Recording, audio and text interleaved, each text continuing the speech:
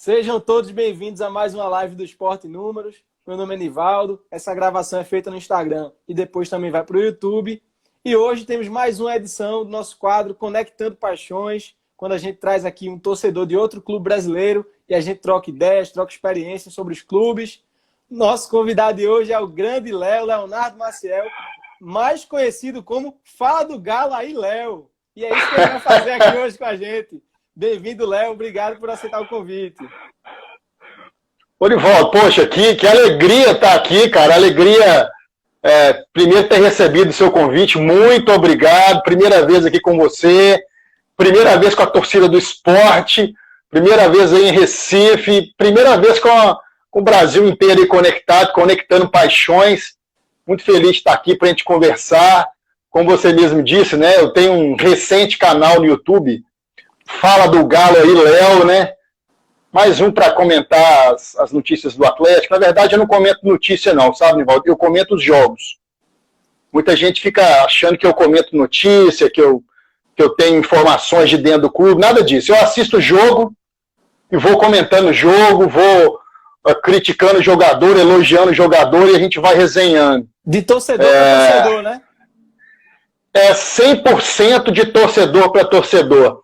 Eu faço vídeos também, sempre voltado para, que a gente chama aqui em BH, em Minas Gerais, a massa do Galo, entendeu? Todos os meus vídeos são direcionados para a massa do Galo, uma interatividade com todos eles, a gente discute sobre os jogos, principalmente sobre os jogadores, pontualmente. Acaba o jogo, a gente dá nota para os jogadores, conversamos sobre os jogadores, e esse é o meu propósito, fazer uma resenha diferente com os amigos, com novos amigos e expandindo aí essa energia boa, que é falar de futebol, uma coisa agradável, uma coisa sadia, faz com que as pessoas se liguem. Com esse tempo que está todo mundo dentro de casa, a gente não está podendo ir para os estádios, é uma alternativa da torcida ficar junta, entendeu? Aqui a massa do Galo, vamos nos reunir, vamos nos reunir no Fala do Galo aí, Léo. Depois do jogo, a resenha é ali no Fala do Galo aí, Léo. A gente fica resenhando, cada um na sua casa, tomando sua cervejinha e vamos conversando. A história é mais ou menos essa. Beleza. Eu gosto de começar na origem de toda a paixão. Então eu sempre pergunto como você começou a torcer pelo Galo. Nivaldo, família. O meu pai sempre foi um grande atleticano, e ele era um atleticano envolvido dentro do Atlético. Ele era envolvido ali com a diretoria, ele foi amigo de um dos grandes presidentes do Atlético, que é o Elias Calil, pai do Alexandre Calil, que foi presidente do Galo, quando o Galo foi campeão ali da Libertadores, com o Ronaldinho Gaúcho, quando o Galo foi campeão da Copa do Brasil, o presidente era o Alexandre Calil. O meu pai era amigo do pai do Alexandre Calil, que foi presidente do Galo, na época de Reinaldo, na época de Toninho Cerezo. Nessa época, o presidente do Galo era o Elias Calil, um excelente presidente. E o meu pai era muito amigo dele. Meu pai viajava com o Atlético para os jogos, e aí não tem jeito. Aí veio na veia, eu ia para o meu pai para o estádio, viajava com ele para assistir jogos. E aí foi acontecendo a paixão mesmo de ir para o campo, cantar as músicas da torcida do Galo, que é sempre muito legal, muito empolgante. Hoje eu levo os meus filhos, vocês têm que ir só para ouvir. E ao mesmo tempo vocês não vão dar conta e vão cantar junto também. Então isso é muito legal. E foi exatamente isso que meu pai fazia. Léo, vamos para o campo para você cantar lá as músicas do Galo, vão. Aí meu pai parou um pouco de ir, eu continuei indo, entrei para a torcida organizada, fui tocar surdo na torcida, tocava surdo, levantava bandeira, e aí, meu amigo, essa é a história.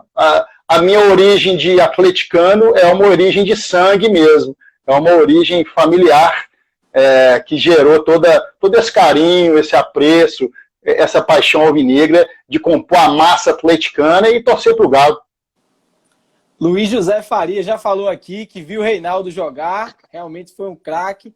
Eu lembro que eu estudei uma vez que ele fez o primeiro gol do Brasil na Copa de 78 contra a Suécia. Foi um jogo que tiraram um gol do Brasil, né? Que foi um gol de cabeça no escanteio e o juiz acabou com a bola no ar, entrando na área. Eu nunca vi um negócio desse. Desse jeito. Ô Luiz, eu não cheguei a ver, assim, efetivo de jogar bola. Quando aconteciam as grandes finais, né? O Atlético teve um grande rival aí nessa época de Reinaldo, era Reinaldo e Zico. Era Reinaldo no Galo e Zico no Flamengo.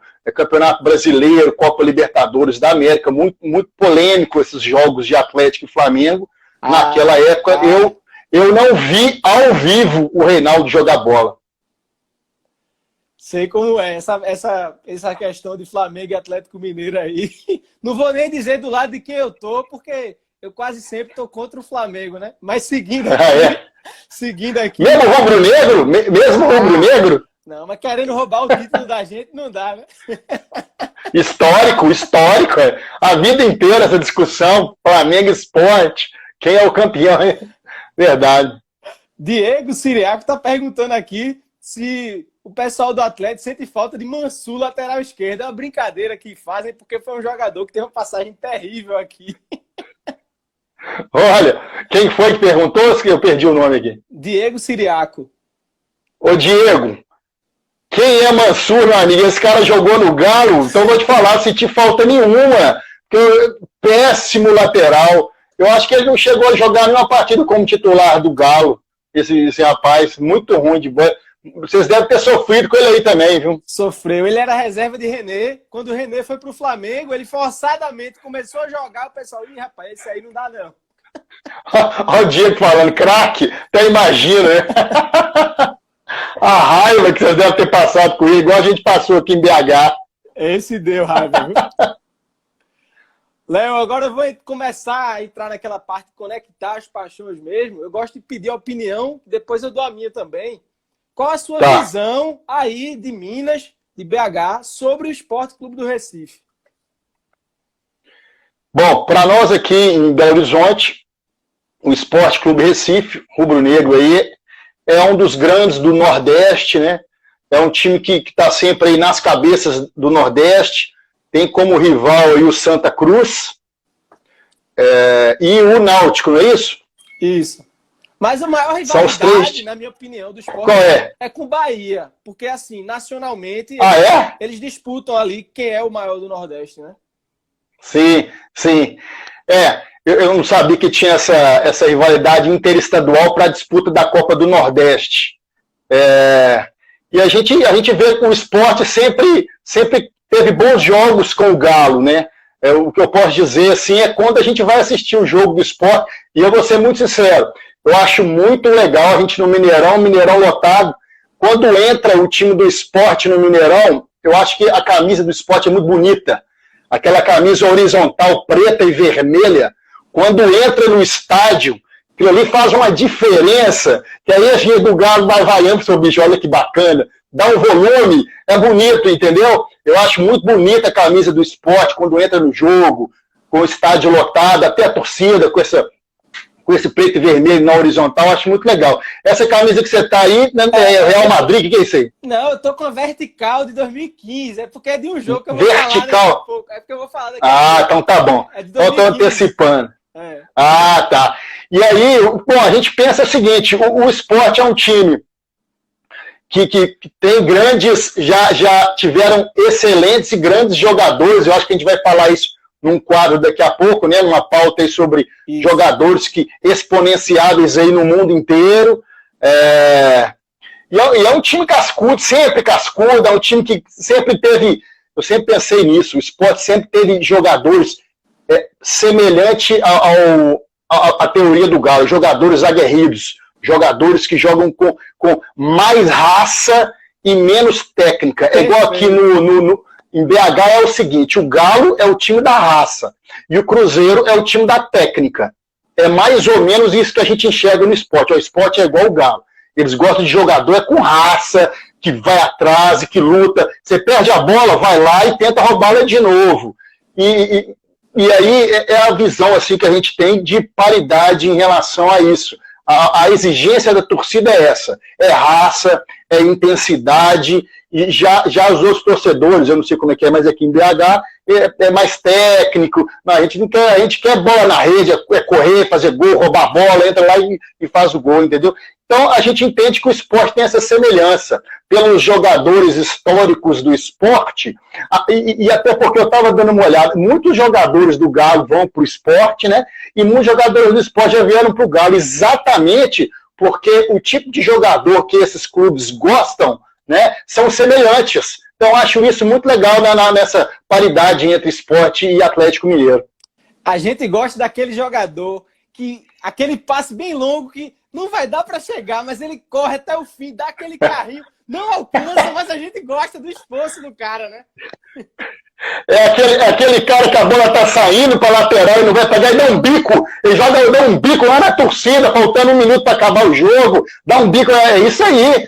Essa é a semelhança que a gente vê, que é isso que a gente enxerga aqui em BH, em Minas Gerais, do esporte. É esse tipo de time, é tipo de jogador aguerrido, time aguerrido, time da raça mesmo, time que corre atrás o tempo todo do resultado.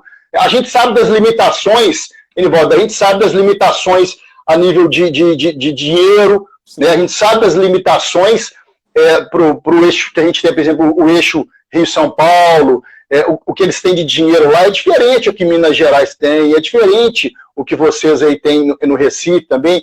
Então a gente fica limitado a essas questões. O Galo está vivendo uma situação um pouco diferente, veio aqui uma empresa que está injetando dinheiro no Atlético, ok, mas historicamente sempre houve essa diferença, e também é uma situação que a gente entende em relação ao esporte. A questão financeira não é uma questão tão preponderante que faz diferença na hora de contratar excelentes jogadores, fazer um bom plantel, ter um bom time de futebol. Isso mesmo. E prova disso que você falou é que nosso capitão hoje é Patrick, que veio do Galo e tem esse perfil aí de jogador raçudo, que briga por todas as bolas. E ele tem uma identificação muito grande com a torcida do esporte. Vamos falar já, o que você falou assim, Léo, eu quero que você fale de 3 jogadores. O Patrick é um deles. Vou falar, mas deixa eu só dizer antes minha opinião sobre o Galo. Vai entrar um pouco nisso que você falou, de uma empresa recentemente ter entrado, porque a impressão que dá é isso. Eu comecei a acompanhar futebol em 98. E eu sempre gostei de ler, pesquisar as coisas, sabia que o Galo tinha ganho o primeiro Campeonato Brasileiro, que tinha sido em 71, e depois não tinha mais vencido o brasileiro.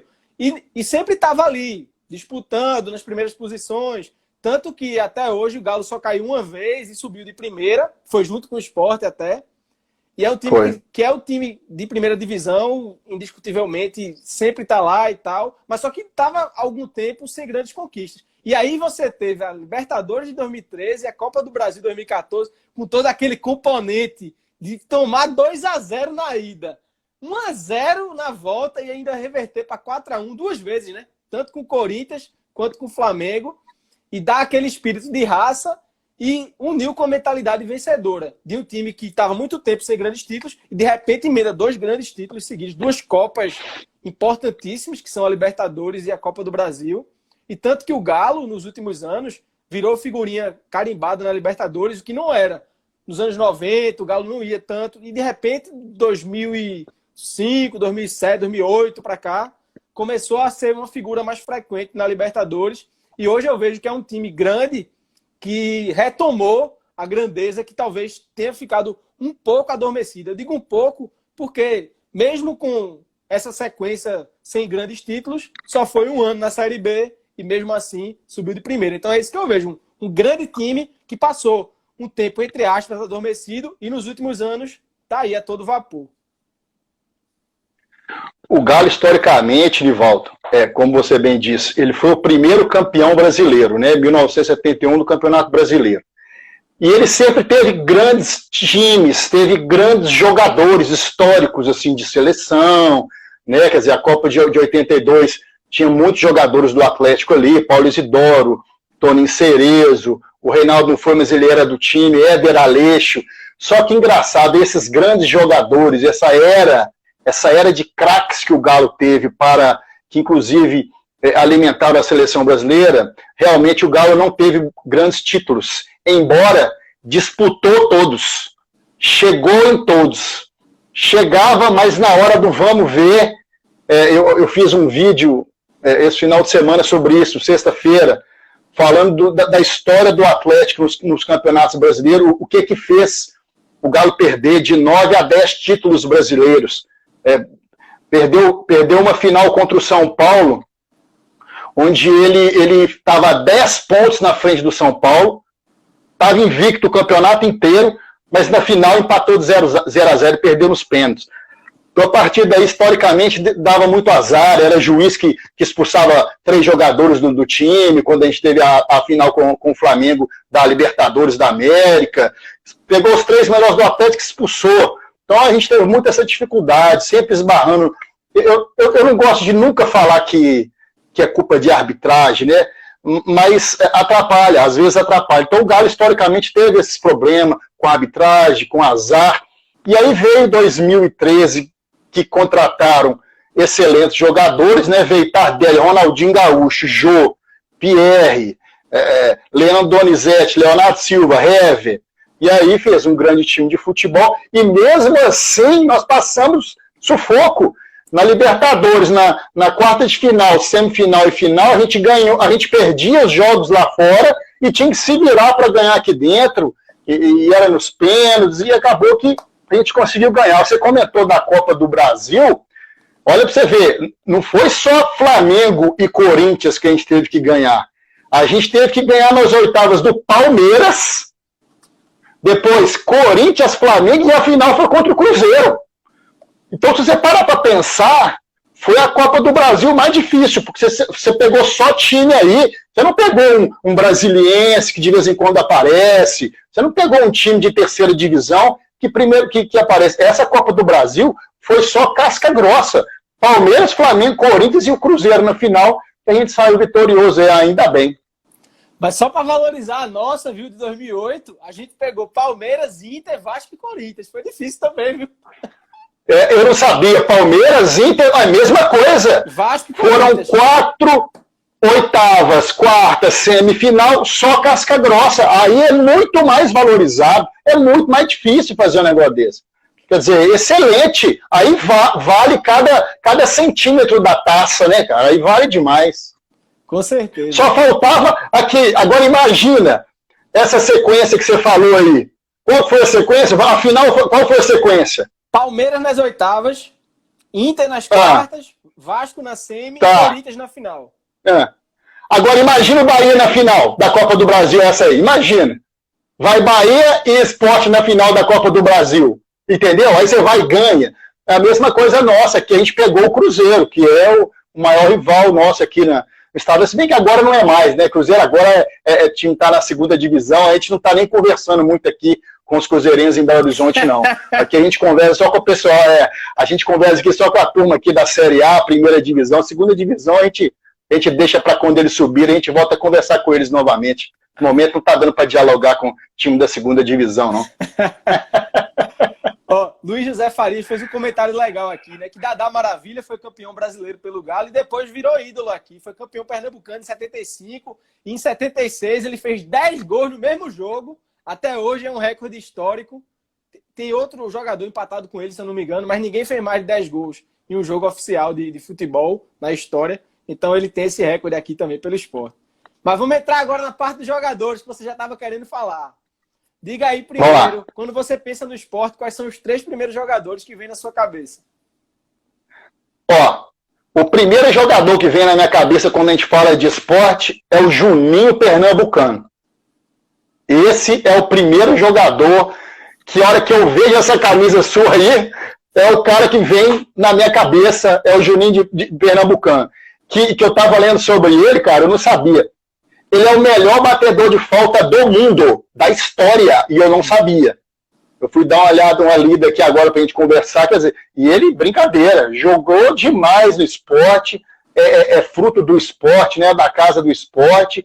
Então, esse é o primeiro jogador que, a hora que eu vejo essa camisa do Sport, entrando pro Juninho Pernambucano, é ele que eu assistia muitos jogos do Sport por causa dele, e confesso, depois que ele foi pro Vasco, continuei assistindo para vê-lo jogar. Quando ele foi pro Lyon, eu continuei assistindo o Lyon para vê-lo jogar bola, porque eu gostava muito do Juninho Pernambucano, um excelente camisa 8, tomava conta do meio de campo, jogou muita bola, é fruto da casa do esporte, e é o cara que é o primeiro cara que eu imagino quando eu vejo essa camisa rubro-negra aí. O segundo, Nivaldo, segundo cara que eu sempre identifiquei é o goleiro do esporte. É o goleiro que catou demais, o Magrão. Acho que é o maior jogador assim, em número de jogos da história do esporte, né? Isso. Eu vi aqui 732 jogos. Ele ficou 15 anos seguidos, 15 temporadas seguidas no esporte. Então, o Magrão, aquele goleiro, eu lembro dele fisicamente demais, quando a gente jogava contra ele, fechava o gol, ele tinha um tiro de meta fortíssimo também, excelente goleiro, ajudou muito o esporte nos títulos que o esporte conquistou ao longo da história. Quer dizer, um profissional de futebol que fica 15 temporadas, né, 732 jogos num time de futebol profissional, tem que bater palma para um cara desse. E tem que reconhecer que o cara jogou muito também. Assim, como eu não acompanhava, eu não sei se todo goleiro falha, né, mas para o cara ficar 15 anos, 15 temporadas, claro que ele teve muito mais crédito do que descrédito no time, com a torcida. Claro que goleiro sempre vai ter a hora que vai falhar, a torcida vai xingar, vai ficar bravo demais, mas você tem que compensar nos títulos que ele já deu para vocês, né? Tenho certeza, ele já catou muita bola contra o Galo aqui no Mineirão, já xinguei ele demais, que isso goleiro, grosso, já xinguei ele demais, excelente. Então, Juninho Pernambucano, Magrão, e por último, aí eu não posso deixar de falar, né, da estrela, né, do cara mais peça rara do futebol que eu conheço. Eu sigo ele no Instagram, ele com o filho dele, vejo ele atencioso com o filho dele, sigo ele todo dia, ele joga uma notícia lá, que é o Patrick. Olha que ele tá, eu não sei como é que vocês chamam ele aí, aqui ele era o Patricão da Massa. A torcida do Galo, massa atleticana, é o Patricão da Massa. Mas, bom, eu identifico muito o Patrick com o esporte. O Patrick ficou 10 anos aqui no Galo, mas ele foi emprestado para o esporte. Toda vez que ele vai para o esporte é campeão de alguma coisa. Toda vez que ele vai para o esporte, ele é um excelente jogador, ele ganha lá melhor jogador em campo, melhor jogador do campeonato, a gente dá os outros aqui, gente, que é isso? Chega aqui, existe uma divisão muito grande da torcida. Aqui, muitos não gostam dele de jeito nenhum, e muitos gostam dele exatamente pela identificação. Olha o Cleidir falando aí do Fabiano. O Fabiano jogou no Sport e no Atlético, sim, o Fabiano meio de campo, jogou nos dois times. A gente falou aqui, o Cleidir, que, olha para você ver, desde a época do Dadá, muitos jogadores na Ponte Aérea, Sport e Atlético Mineiro, muitos. Se a gente for olhar aqui, a gente vai achar muitos. Por quê? Porque a identificação do tipo de jogo, do tipo de torcida, do tipo de exigência. É o Dadá Maravilha, que não era técnico, mas era raçudo, foi para lá. É o Patrick, que não é técnico, mas é raçudo, é brigão, corre, dá vontade. Só que, ao longo dos 10 anos do Patrick aqui no Galo, ele se desgastou. Ele cometeu algumas falhas em jogos cruciais, e aí a torcida do Galo não perdoou ele em alguns momentos aqui, não. Falhou demais, estava falhando muito. Quando chegou o Guga agora, o pessoal queria que o Guga tomasse o lugar do Patrick, isso não estava acontecendo, o Patrick jogava, aí o Patrick começou a errar umas bolas no meio de campo, com o Sampaoli, tem que jogar jogando, a gente sair jogando com a bola, como é que o Patrick ia fazer isso? Ele não consegue. O Patrick consegue fazer uma marcação, correr atrás da... Você falou, bola tá lá a 8 metros na frente, pode botar que o Patrick chega. A bola pode até sair junto com ele, mas ele chega na bola. Então, ele tem essa virtude. E aí, o Juninho Pernambucano, o Magrão e o Patrick, que eu acho que o Patrick se identifica muito, quer dizer, eu fiquei feliz quando eu falei, o cara foi pro esporte, chegou a abraçadeira de capitão, e como eu sigo ele, eu vejo, ele faz as preleções também do time antes de entrar, e eu acho isso muito legal, eu acho que tem que valorizar um cara desse mesmo. E quando ele veste a camisa do Sport, ele acrescenta muito para o time do Sport. Então, são os 3 jogadores. Eu quero saber de você quais são os 3 jogadores aí, Rivaldo, da massa atleticana aí que você vai dizer aí para nós. Beleza. Cledi falou aqui, tá lembrando que Fabiano respeitou o Sport quando jogava pelo Atlético, porque teve um confronto na Copa do Brasil 2010, que o Atlético até eliminou o Sport. No jogo de ida no Mineirão foi 1-0 com gol de Fabiano de cabeça e ele não comemorou, porque no ano anterior ele tinha jogado no Sport. Aí a torcida valorizou muito esse gesto, né? Porque não é todo mundo que faz. O próprio Patrick, em 2016, naquele 4-4 do Sport com o Atlético, fez um gol e não comemorou também, né? Verdade. Eu vou comentar rapidamente seus 3 aí. Patrick, hoje é a grande referência do Sport, é o capitão. Tem isso que você falou, é o cara da raça e está assumindo esse papel fora de campo também de uma liderança, principalmente com os jogadores mais novos. É um cara que eu gosto muito e que em 2003 conquistou acesso. O Sport não foi campeão porque tinha o Palmeiras. Em 2014 foi campeão pernambucano e do Nordeste. E esse ano chegou já no meio da temporada, né? Foi mais uma contratação para o brasileiro. E é o jogador que mais jogou. Ele jogou das 21 partidas e jogou 20. É um cara que é incontestável no esporte. Magrão, você falou aí, é o cara com mais jogos na história do esporte. Também é o cara com mais títulos, ele ganhou 10 títulos. Defendeu 33 pênaltis. Eu fiz esse levantamento para o esporte número já. É um cara que está muito associado a um período vitorioso do esporte. E você falou sobre falha. Ele falhou ali, vamos colocar, nos últimos 2 anos dele, não foram legais. Eu até acho que ele poderia ter parado antes, porque ele parou já com 41, 42. Ele podia ter parado 2 anos antes ali para terminar por cima. Acho que os 2 últimos anos dele foram ruins. Tanto que o último jogo dele foi uma derrota para o Santa no Arruda, de 1-0, que ele levou o gol com uma falha, né? Então ficou meio triste isso para a história dele. E Juninho Pernambucano é um cara que jogou muito aqui, é uma das grandes revelações da história do esporte. Só que, infelizmente, como ele não veio encerrar a carreira aqui, ficou uma rixa aí da torcida com ele. Mas o que ele fez está registrado. Um dos melhores, o cobrador de falta com mais gols oficiais na história, né? Eu vi esse dado aí. Então, realmente, é um cara que muitas vezes é lembrado. Não, você não foi o primeiro. Acho que já teve uns 3 ou 4 convidados de outros times que lembraram dele. É um cara que sempre é falado aqui. Vamos lá para os meus 3 do Galo. Eu comecei... Aqui, só para te falar aqui, Nivaldo, me desculpa. O Fred Vilaça, um abraço, Fred, falando que lembra do título do Sport sobre o Corinthians. Gol do Carlinhos Bala. Rapaz, Carlinhos Bala! Esse era bala mesmo. Valeu, Fred. É isso mesmo. Carlinhos título do Sport contra o Corinthians. Carlinhos Bala é muito lembrado. Ô, Fred, agora vamos ver o que o Nivaldo vai falar. 3 jogadores do Galo. Vamos lá, Nivaldo. Carlinhos Bala também é muito lembrado quando veio outros torcedores de outros times. Rapaz, eu não sei se vão ser os maiores, assim, desse período, mas são os caras que eu lembro de ter associado a imagem dele ao Atlético Mineiro. Eu vou falar primeiro o mais recente, que para mim é o símbolo desses últimos 10 anos aí vitoriosos do Galo. E eu sempre, quase sempre, né? Boto um goleiro, então eu vou colocar. Esse cara tem que colocar, que é Vitor. São Vitor para vocês, né? Aquela defesa dele do pênalti contra o Tijuana, aos 40 e lá vai do segundo tempo. Eu tava assistindo ao vivo o jogo. Quando ele pegou, eu fiz, caramba, isso aí aquele lance, é lance de time campeão, cara. É como se fosse o Sport fazendo gol de falta de Durval. O Durval jogou aqui 9 anos, só fez um gol de falta. Contra o Inter, nas quartas de final da Copa do Brasil, que tinha sido 1-0 pro Inter lá. O jogo aqui tava 2-1 pro Sport. Precisava do terceiro por causa do gol qualificado. E esse terceiro foi Durval de falta. Nas quartas, mas você fez, não, velho, esse time vai ser campeão. E quando eu vi também esse pênalti, foi nas quartas, não foi com o Tijuana? Foi Tijuana, foi quarta de final. Pronto. Eu disse, rapaz, foi nas quartas, mas isso é lance de time campeão, velho.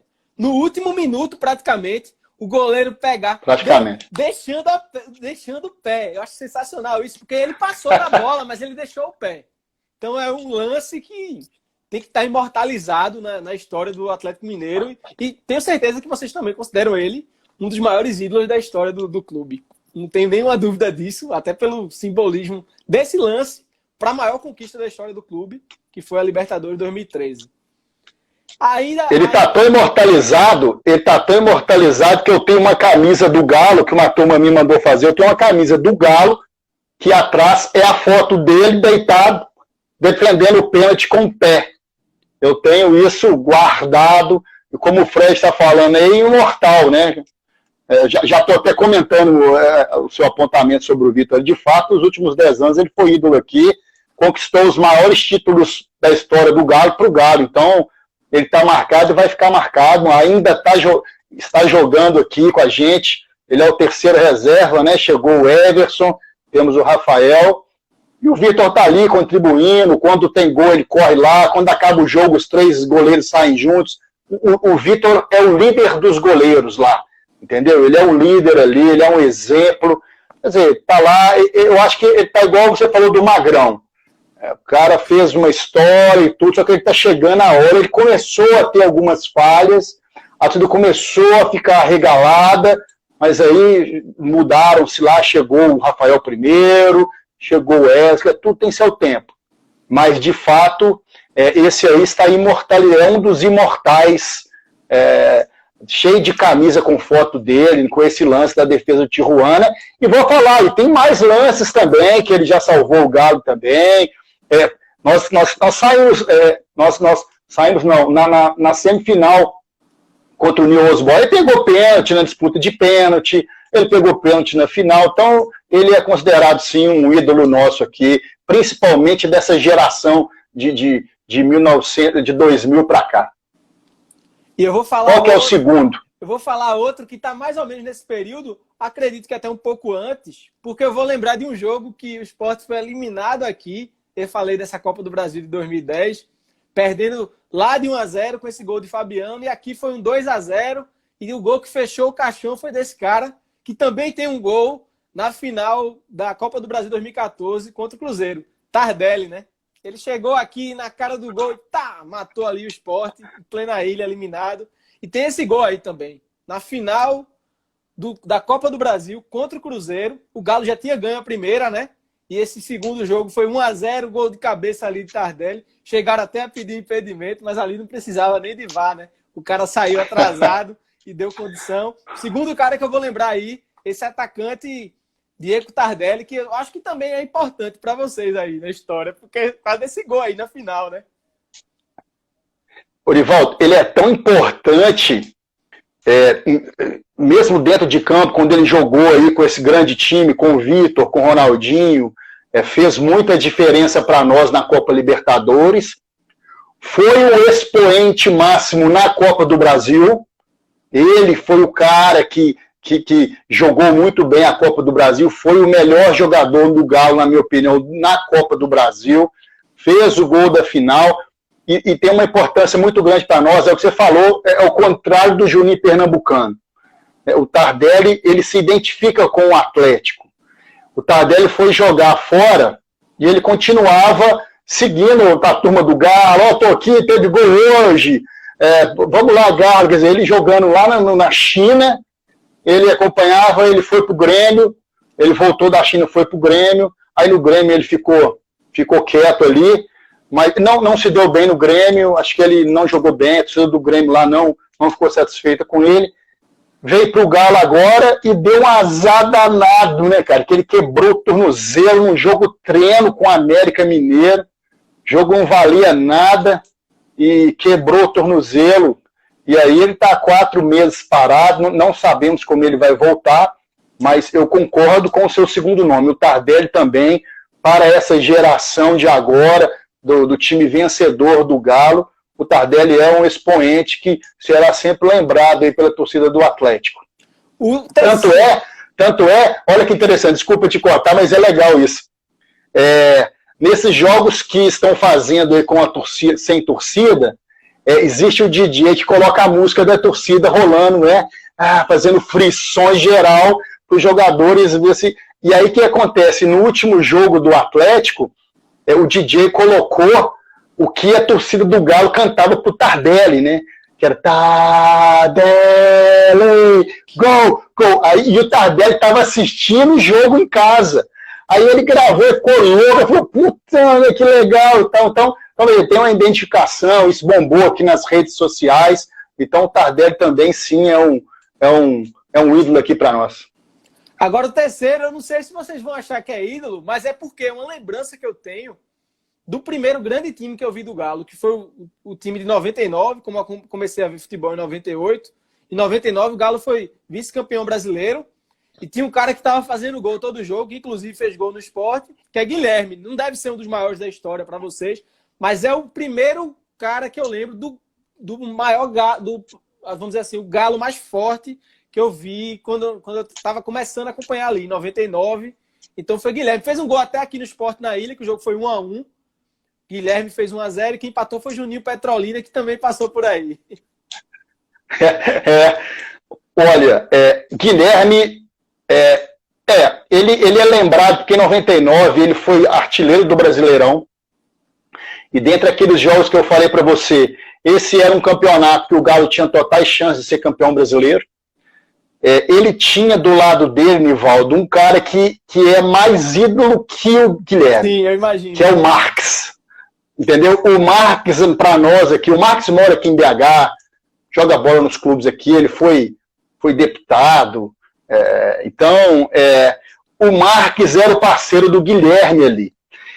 No ano anterior, o Marques tinha feito o Valdir Bigode artilheiro, fez o Reinaldo artilheiro, nesse ano fez o Guilherme artilheiro, mas a nível de efetividade de produção para o time naquele ano, vou concordar com você que o Guilherme fez muita diferença. Foi artilheiro, fazia gol, fez gol de peito no Cruzeiro, o Dida, deu chapéu, fez o gol contra o Sport, é verdade, estou me recordando. Então, o Guilherme é um cara que sim marcou essa época, mas sempre lembrado ao lado do Marques, entendeu? Ninguém, aqui em BH, ninguém fala do Guilherme. Sim. Fala do Guilherme e do Marques, entendeu? Que era a dupla ali que Guilherme, vamos supor, Guilherme fez 20 gols, 18 passes do Marques, entendeu? Tipo isso. Porque, como eu era novo, eu lembrava muito do gol, né? Ele estava sempre fazendo gol, ficou marcado, né, pra mim isso. É isso mesmo. Ele fez gol demais. Foi artilheiro do Brasil naquela época, né? Guilherme foi artilheiro do Brasil naquela época. Léo, vamos agora... Mas a gente gosta muito dele aqui. Desculpa. E agora? Não, vamos agora falar do assunto mais atual, que o Galo, a gente falou aqui que ganhou o Brasileiro de 71, mas é um jejum que está incomodando aí, né? São 49 anos e esse ano muita gente está botando ficha no Galo de Sampaoli, que é um time que joga para frente. Tem pouquíssimos empates, um deles com o Sport, que já aí botou aquele ônibus na frente da área. Mas é um time que ou ganha, a maioria das vezes ganha, ou perde, porque ele está sempre jogando para frente. Como você está vendo esse Galo de Sampaoli e como você está vendo também o VAR, depois desse último jogo aí contra o Corinthians, porque teve um pênalti que estava na cara ali, o cara puxou, o Gil, né, puxou ali, mas... Apesar de tudo, esse gol não fez falta. O Galo virou para cima do Corinthians, o que até ajudou o Sport na classificação também. Nossa senhora. Ô, Nivaldo, bom, falando um pouco do Galo, assim, resumidamente, de fato, a torcida do Galo tá esperançosa. É um jejum, um grande jejum aí de Campeonato Brasileiro. Estamos com um ótimo time. Um ótimo doido treinador, mas que a torcida comprou a ideia. A gente acha que com as vitórias do Flamengo e com a vitória em cima do Corinthians, a gente estava um pouco preocupado, e você viu isso muito bem, por exemplo, contra o jogo do Sport. A gente estava muito preocupado em o Sampaoli ficar muito bitolado naquele sistema de jogo dele de linhas altas. Jogar o jogo inteiro com linhas altas dentro do campo do adversário. O que isso estava acontecendo? O adversário se fechava, botava 2 jogadores rápidos, abertos, esperando um erro do ataque do Galo, o Atlético perdia essa bola, o time adversário espetava uma diagonal, saía 2 jogadores em velocidade, assim que nós perdemos para o Fortaleza, perdemos para o Bahia, perdemos para o Santos, E vou falar. Eu não, e era para a gente ter perdido para o Sport. E eu vou falar porque que o Sport não ganhou do Galo aqui, aquele 0-0. Porque o Sport só não ganhou do Galo aqui naquele 0-0 porque o atacante do Sport era o Thiago Neves. Nisso aí, o técnico do Sport errou. Porque todos os times que ganharam do Atlético colocaram jogadores velocistas, jogadores rápidos. Você vê que contra o Bahia, no segundo tempo, entrou aquele Rogério lá, que é super rápido nas diagonais, fizeram 3 gols no Atlético. Só que o técnico do Sport errou ali. Deixar Thiago Neves... Ô, Evaldo, deixa eu te contar uma coisa aqui. O Thiago Neves, com todo respeito à torcida do... O Thiago Neves não põe o pé em Belo Horizonte. Ele não põe o pé, ele nunca mais volta em Belo Horizonte. E aí eu tenho 2 explicações. Primeiro, a torcida do Cruzeiro quer ver ele morto, porque foi por causa dele que o Cruzeiro... Por causa dele, entre aspas, tá, pessoal? Mas ele ajudou muito o Cruzeiro a cair para a segunda divisão. Né? E aqui em Belo Horizonte, uma das coisas que o pessoal falava, que o cruzeirense falava para o atleticano, é que o Cruzeiro nunca cai para a segunda divisão, o Cruzeiro é time que nunca ia ser rebaixado, que o Cruzeiro é isso, o Cruzeiro é aquilo. De repente, meu amigo, agora que eles descobriram que eles iam ser rebaixados. Rapaz, eu fiquei o campeonato inteiro pensando, não, eu acho que o Cruzeiro vai se recuperar. Não, eu acho que eles vão ganhar os jogos aí, não vão cair. De repente, quando eu perdeu aquela do CSA, que Thiago Neves bateu o peito para fora, eu disse... Rapaz, agora já era. Foi ali a derrocada. Então, a torcida do Cruzeiro ficou invocada com ele por causa daquilo, entendeu? E aí deixa eu contar para vocês aí. Enquanto o Thiago Neves era jogador do Cruzeiro, meu amigo, ele zoava o Atlético, zoava a torcida do Atlético demais. Ele fazia videozinho, fazia musiquinha. E, meu amigo, isso aqui deixava a gente na fúria total. E aí... Quando ele ajuda a rebaixar o time do Cruzeiro, ele fica fora, o Cruzeiro manda ele embora, aí de repente surge aqui em BH que o Atlético ia contratar o Thiago Neves. Meu amigo do céu, isso aqui ficou uma confusão, virou uma loucura. Todos os jornais esportivos de BH, jornal, resenha, WhatsApp, cheio de vídeo no YouTube, falando aqui o Thiago Neves, o quê? De jeito nenhum. Ele já estava apalavrado, só faltava assinar o contrato.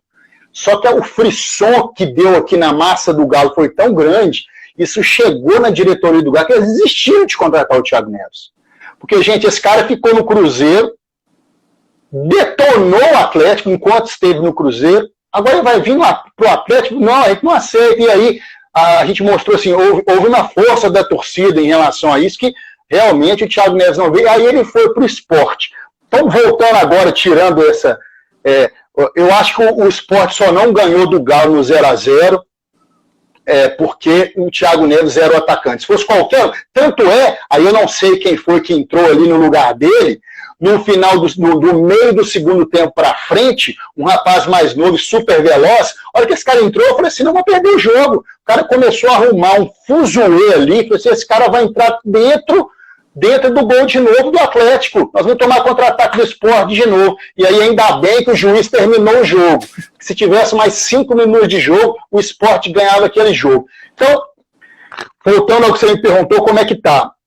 A gente estava muito preocupado com o esquema do São Paulo jogar sempre adiantado. Mas veio a luz da esperança para a massa atleticana, que contra o Flamengo ele não fez isso. Ele equilibrou e nós ganhamos de 4-0. São Paulo meteu 4-0 no Flamengo pela segunda vez, né? Ano passado, quando ele estava no Santos, ele meteu 4-0 no Flamengo de Jesus. Ainda, e agora ele praticamente demitiu o Domenech Torrent, né? Demitiu. O Domenech, no primeiro jogo dele, foi contra o Atlético. E o Atlético ganhou lá no Maracanã. Ganhou de 1-0, foi a estreia do Domenech. E o último jogo do Domenech foi contra o Galo, que ele tomou de 4-0. Ou seja, o Domenech, eu brinco assim, o Domenech ligou porque o mentor do Domenech é o Guardiola, né? Ele ligou pro Guardiola, foi, senhor Guardiola, esse Atlético Mineiro aqui acabou comigo, pô. Então, você não estudou o Atlético Mineiro para me ajudar. O Atlético Mineiro ganhou dele na estreia e derrubou ele. Mas o que acontece? Aí a torcida verificou que o Sampaoli não foi teimoso. O Sampaoli mudou um pouco o jeito de jogar contra o Flamengo e mudou o jeito de jogar contra o Corinthians. Não é que a gente não quer que ele jogue com aquela intensidade, né, com linhas altas. Isso é bom, mas a gente não quer que ele faça isso o jogo todo, né? Fazer isso o jogo todo expõe muito o nosso time. Então, a gente vê aí uma esperança exatamente porque ele mudou o jeito fixo de querer jogar o jogo. Ele mostrou que ele tem opções, e isso é muito bom para um time que vai brigar pelas cabeças. E mais, agora voltando ao que você falou, aquele pênalti do Vargas lá, eu não consigo entender, compreender o universo, a Via Láctea, todas as dimensões do mundo viram que foi pênalti. O cara pegou a camisa dele aqui, meteu a mão na cara do cara. Só 2 pessoas não viram que foi pênalti no mundo inteiro, o juiz e o chefe da comissão do VAR. Só quem interessava, né? Era só quem é pago para isso, né? O cara é pago, ele tá lá só para isso. Aqui o pessoal começou a conversar. Peraí, todo jogo tem VAR para discutir. Por que só esse não teve? Né? Na pior das hipóteses, a gente no mínimo rever o lance. Ô, juizão, você acha que não foi? Não? Ok. Mas só dá uma revisada lá. Se você continuar achando que não foi, beleza, você segue o jogo. Mas acho que vale a pena. Igual eles fazem com todo mundo. Igual já fizeram com o esporte várias vezes, que eu já vi. Igual fizeram já com o Galo, mas nesse jogo teve isso. Ainda bem que o Atlético conseguiu, contra tudo e contra todos, virar aquele jogo do Corinthians, voltar à liderança do Campeonato Brasileiro. Agora, eu achei assim, o Fred Vilas está falando assim, foi uma vergonha. Eu gostaria muito de saber a sua opinião, a opinião suas aí, da torcida do esporte. O que vocês acharam daquilo lá, ô Nivaldo? Me ajudem. Não é possível que só a torcida do Galo que está revoltada, está muito brava com isso, independentemente de ter ganhado ou não, tem que ver isso. Isso pode prejudicar depois o esporte numa possível vaga para Libertadores, por exemplo, vocês podem brigar lá na frente. E aí, tem um negócio desse cara faz uma loucura dessa? Qual que é a sua opinião? Você viu o lance lá? Rapaz, o fato de o Corinthians, no momento que o Corinthians estava ganhando, estava ultrapassando o Sport na tabela. Isso já torna a gente mais interessado no jogo, né? Então, no momento que aconteceu aquele lance, eu recebi no grupo do WhatsApp. Olha esse pênalti que acabaram de não dar do Atlético contra o Corinthians. Aí, legal. O Corinthians estava ganhando ainda, né? A gente, pô, mas não existe, né, velho? Toda vez é Corinthians e Flamengo que se beneficiam e tal. Blá, blá, blá. Aí quando o Atlético virou, a gente ficou aliviado, porque o Corinthians continuou atrás do Sport na tabela. Mas eu concordo com você, aquele lance ali, eu acho que mesmo se chamasse, que era o mínimo, era pouco, tinha que mudar mesmo, ele até veio em campo. Porque o movimento é muito claro de puxar, de derrubar, de impedir a passagem do adversário. Aquilo ali não tem nem discussão. Aquilo ali é pênalti qualquer campeonato do mundo, né? Só com esse VAR aqui brasileiro que não foi. Pô, brincadeira, cara. Mas tá bom, nós ganhamos o jogo. E isso é um bom sinal. Ô, Nivaldo, isso é um bom sinal, porque a vida inteira, isso aí não ia ser... como não foi marcado, 1 minuto, 2 minutos depois, o Corinthians foi lá e fez o gol, e o jogo acabava 1-0. Aí a gente ia ficar falando, foi isso que disseram. Foi logo em seguida, foi o gol. Acabaram de não dar um pênalti contra, eles foram lá e fizeram um gol. Aí a gente ficou maluco no grupo, né? Porque o Corinthians estava passando o Sport também. 2 minutos depois, no mesmo lance. Continuaram, foram lá e fizeram o gol. Aí, meu amigo, aí a gente ia ficar reclamando, aí, ó, mais um ano, mas aí agora tá diferente. Agora a manteiga tá caindo pro lado certo. Tá caindo pro lado certo, não tá mais pregando no chão. Então, a gente tá esperançoso aí de que bons resultados virão para nós no final disso. Eu brinco o seguinte, eu falo para o pessoal que me assiste lá, eu quero estar em primeiro lugar da tabela na última rodada. Podemos ficar ali na segunda, não tem problema nenhum. Mas o ideal é estar primeiro na tabela na última rodada. Isso é que é importante. Embora tem um amigo meu aí que sempre me acompanha, o Fred Vilaça, ele falou hoje no grupo lá que ele quer que o Galo seja o primeiro, já com 6 rodadas de antecedência, para a gente não sofrer muito, para a gente não passar mal, porque vai ter nego infartando aqui. O Galo não ganha título assim, não. O Galo ganha título ali até o fim. Foi isso que nós falamos para ele. Ô, Fred, você está esquecendo que é Galo, rapaz? Clube Atlético Mineiro, não existe título assim para o Atlético, não, né? Vai ser na última rodada, precisando do empate, aquela coisa toda, com uma confusão. Vai ser um sofrimento, meu amigo. E tem muita água para rolar ainda, né? Tem muito jogo, muita água para rolar. Tem 2 coisas que me preocupam, sabe? E aí eu falo não só pelo Galo, mas pelo... Não, a primeira preocupação é que 4 jogadores do Atlético estão sempre sendo convocados. Então, você perder 4 titulares para as convocações, isso atrapalha. Então, isso é um ponto que a gente tem que se preocupar. E isso é outra coisa que só acontece no Brasil, porque na Inglaterra, na Espanha, na Itália... Tem que parar. Não tem rodada quando as seleções jogam, né? Então, eu estou com essa preocupação. Agora que o Arana foi convocado, vai passar a ser convocado, então a gente pede o Arana, o nosso zagueiro Júnior Alonso, que aqui é conhecido como Júnior Monstro Alonso, cara muito bom de bola, o Savarino, que jogou muito o último jogo, e o Alan Franco, que é um equatoriano que joga ali no meio de campo, é um motorzinho. Quer dizer, a gente perde 4 jogadores que são selecionados. Isso é uma preocupação da massa atleticana.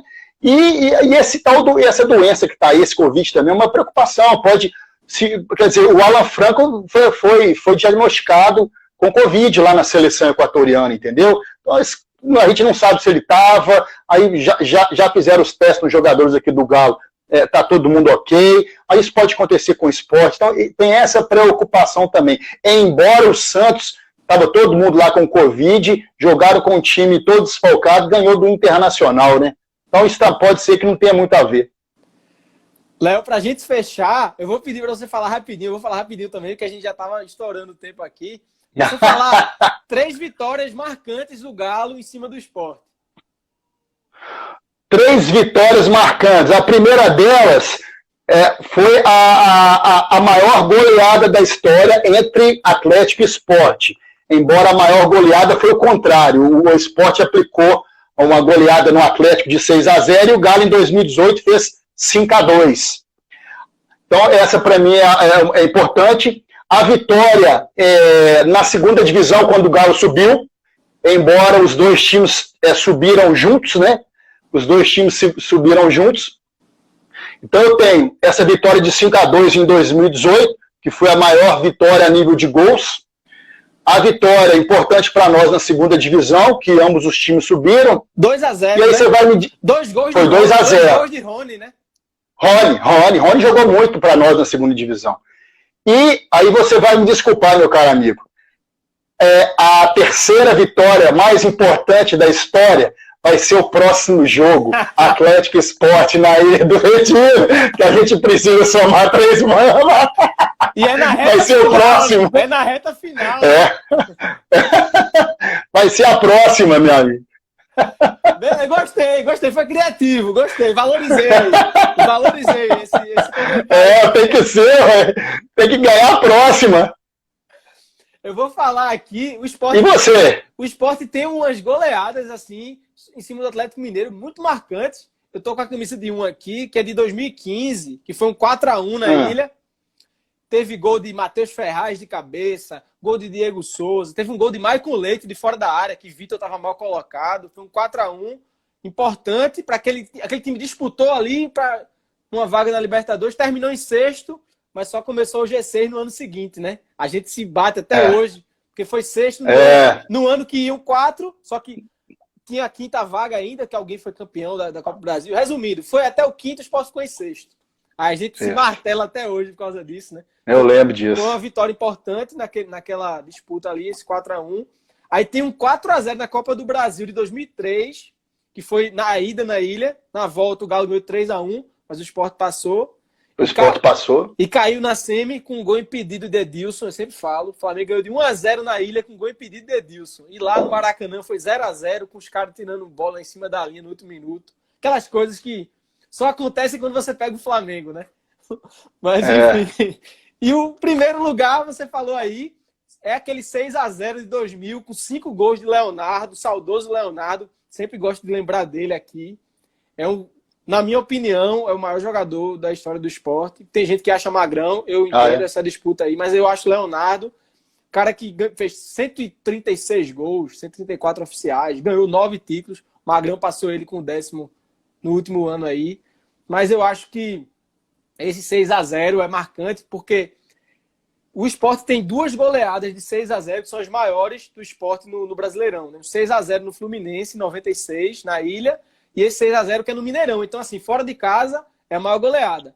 Eu sei que o Galo estava com algumas reservas, porque já não tinha mais chance de classificação, mas, meu amigo, 6-0 no Mineirão não é todo dia, né? Então, tem que lembrar. 6 no lombo e o meu xará fazendo 5, né? Foi, grande Leonardo. Então, eram esses jogos aí que eu ia lembrar. Estou com a camisa de 2015, que é o mais recente, eu tenho essa camisa aqui. E queria agradecer muito, Léo, sua presença. Foi muito legal, cara que tem um papo bom, tanto que a gente chegou aqui 1 hora sem nem perceber, por isso foi rapidinho essa parte dos jogos. Queria agradecer muito sua presença. Te conheci recentemente, né, pelo canal Futebol Sem Fronteiras. Quem não se inscreve lá no YouTube, quem ainda não é inscrito. Agradecer sua presença. E antes de se despedir, eu queria que você desse uma cornetada em algum jogador com a sua característica específica aí de cornetar. Valeu. O pessoal que está assistindo agora e vai assistir depois aí, né? O meu canal Fala do Galo aí, Léo.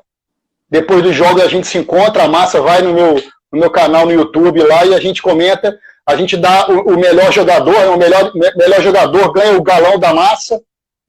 E o pior jogador, a gente escolhe o pior jogador no campo e aí a gente vai na corneta, né?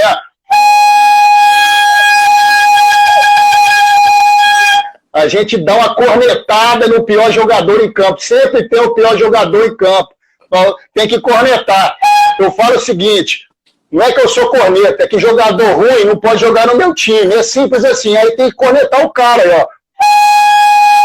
A gente sempre dá corneta lá na galera. Thiago Neves merece o quê? Corneta nele! Corneta nesse cara! Valeu, Léo! Corneta pro Thiago Neves, né? Tá doido? Sensacional! Valeu! Muito obrigado pela participação. Depois desse vídeo vai pro YouTube, eu te mando aí o link. Valeu! Cara, eu que agradeço o seu convite. Tô aí após para mais bate-papos. Muito agradável conversar com você. O Digão já tinha me falado de você, o Rodrigo, o Digão. Mora aqui no meu prédio, é meu vizinho, te conhece há mais tempo. Manda um abraço pro Nivaldo aí, Digão. Um abraço pro Nivaldo aí, tá dado. Valeu, obrigado e até a próxima. Valeu, um abraço também para Rodrigo e obrigado a todos que acompanharam. Um abraço. Valeu.